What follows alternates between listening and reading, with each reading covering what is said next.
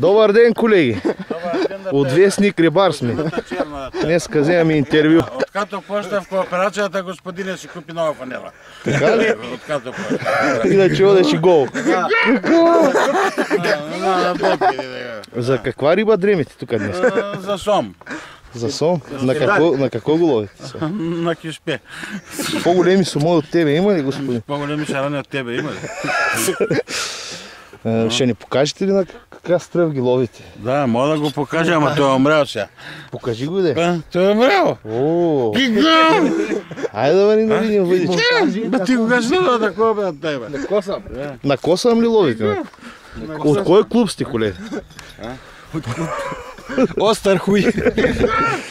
Не, на чупената каруца. Наката го питали, кой се става в каса, казва да става.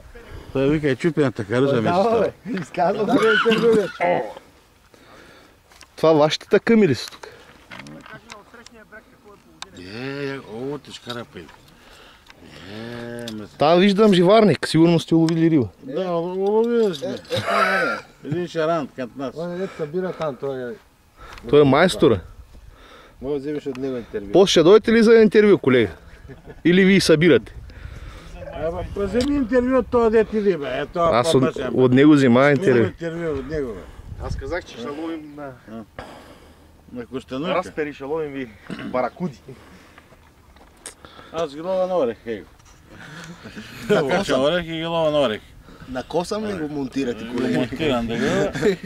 Какво е това, орехче? Орехи, лова го на орехи, на локанка орехите. Обичваш да лапаш, а? Лапам твоята за путката. Това е добре. Развали това. Развали филма, това да колега трябва- служи червена точка. Това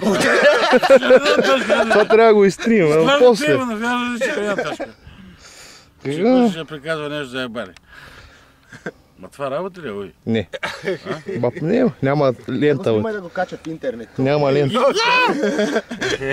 Дай ме още, а той като ще се бръща от тебе, ти ли се бръща? Красавец. Бах, красавица.